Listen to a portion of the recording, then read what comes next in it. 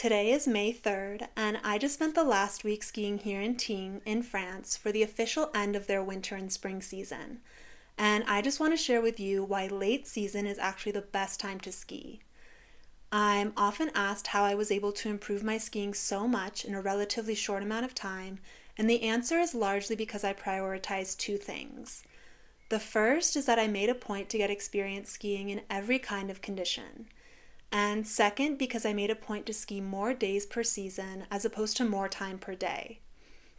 So in this video, I will go over how focusing on these two priorities not only made me a better skier, but also allowed me to find creative ways to save and make the experience more economical and get a lot more value for my money. And also how it has allowed me to be able to ski in more varied but generally better conditions. So when it comes to conditions, what I've noticed in the past few years skiing in over 70 stations across 8 countries is that the conditions can be variable or unpredictable at any point in the season. And due to climate change and extreme weather patterns that aren't always easy to predict, good skiing conditions are never guaranteed anywhere or anytime. So even if conditions are mixed when you ski early in the season or in the middle or late in the season, the one thing that is for certain, and why I think late season skiing is better, is that any sunny day will be sunnier for longer. So in the spring, you have longer days and therefore more sunlight, but also because the position of the sun will be higher, then less of the ski trails will be in the shade. So when you compare that with a sunny day in winter, where the position of the sun will be lower, depending on the layout and the topography of the ski station, even if it's a sunny day in winter, the sun could be so low that all of the ski trails are still in the shade. So all of that to say that the only thing that's generally guaranteed when it comes to skiable conditions and weather at any given point in the season is the position of the sun on a sunny day. In my experience in just the last few years, I've seen Januaries and Februaries with not a lot of snowfall, and I've seen some Marches and Aprils with huge storms. So it's not always what you would typically or historically expect. And I've actually also published another video specifically on how to manage your expectations and how to plan a ski trip considering our changing climate. So I will share that here in the description below if you're interested in checking that out. But to summarize one point I make in that video, it's to be prepared for any type of condition at any point in the season, and even sometimes to be prepared for every type of condition within the same ski trip or even within a single day. But regardless of if you're skiing on groomers or in powder or on ice or on soft snow or on slushy snow, getting comfortable and gaining as much varied experience as possible is what makes you a better and more confident skier over time. And what I've also seen at several high altitude resorts, both in the US and in Europe, is that oftentimes when the ski season officially closes to the public, the stations continue maintaining the terrain so that professionals and Olympians can continue their training. So I like to think if the conditions are good enough for professionals and these high-level athletes so late in the season, then who are we to complain or expect anything better? But that being said, you definitely don't have to already be an experienced skier to enjoy skiing in late season conditions. I think especially for beginners or anyone who's focused on continuing to improve at skiing, the spring is a great time to enjoy the sport and gain experience. And one last point about weather conditions. Even though you can't always guarantee perfect conditions in the ski resort itself, I think it's fair to say that in the spring, travel conditions are generally much more pleasant, with roadways potentially being more clear, which can make driving to the mountains much easier. And there could also be fewer flight disruptions due to major storms.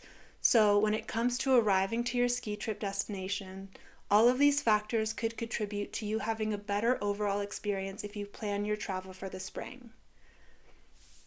So the point I had made about how I prioritize skiing more days per season in order to improve my skills in a relatively short amount of time, but in a way that's more economical, is the biggest benefit of skiing in the spring. Late in the season, the crowds thin out considerably, like to the point that sometimes you may be the only skier on a particular run. I remember the first time I visited Zermatt in Switzerland was a few years ago in late April, and there were moments where it felt like it was a private ski resort and that I had the whole mountain to myself. And that's generally been the case for other places I've skied late in the season.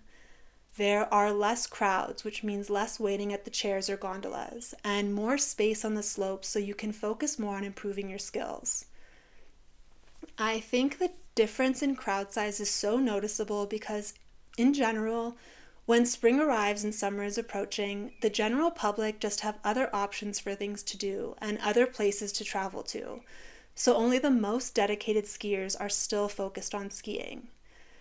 And because there are less crowds, there's more availability and better rates for accommodation. And you could potentially have more flexibility to make your bookings relatively last minute.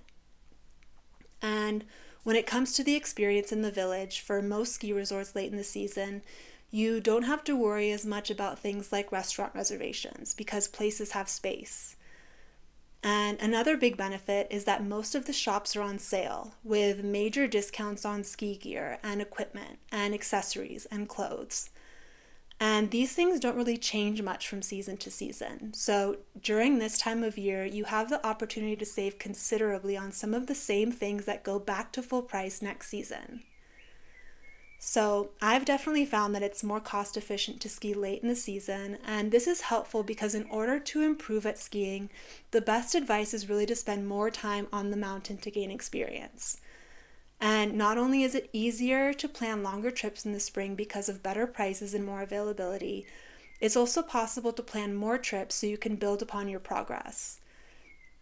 Especially if your goal is to improve and get better at skiing, you really can benefit from having a longer season with multiple visits over multiple days or over multiple months. You generally won't see much improvement if you only go once a year, especially if you're paying for accommodations and travel at the busiest and most expensive time of the season. For the same amount of money, you could potentially plan more trips or plan longer trips if you ski in the spring and into April or even into May depending on the station. And as I mentioned, I'm in Tignes in France now, which is one of my favorite places to ski and which has one of the longest ski seasons in France, along with Val d'Isère and Les Deux Alpes, which also has a long season. And in Switzerland, there's Zermatt, of course, and in Austria, places like Hintertux and Stubai Glacier have long ski seasons as well. And I will list the names of all these destinations in the description below so that they're easy for you to find. And in the US, Mammoth in California tends to have long ski seasons, and Basin and Loveland in Colorado usually try to stay open for as long as possible. The first day I ever attempted skiing was actually at Loveland during April back in 2015, and I immediately fell in love with the sport. So this could be why I have such a deep love for late season skiing. But that first day was the only day I skied that season. And it wasn't until many years later that I realized in order to actually improve, I would need to ski more than just 1 to 2 days a year. And in 2019, I went on my first trip where I skied more than 4 days consecutively, and I really noticed how I was able to build on my progress. And then in 2022 is when I started to take skiing seriously and commit to skiing as much as I could. And since then, I try to ski at least 30 days a season, whether that's discovering new destinations or returning to places that have since become my favorites. I will add a link in the description below to a map of all the places that I've skied so you can check that out if you're interested. Skiing has definitely become a passion of mine, and I've posted other videos about my experiences and my advice and my recommendations. But my channel is really about embracing your hobbies, whatever they may be. And it's about getting out of your comfort zone and learning new things as an adult and knowing that it's never too late to get started. So if that sounds like you, then don't forget to subscribe, and I will see you next time.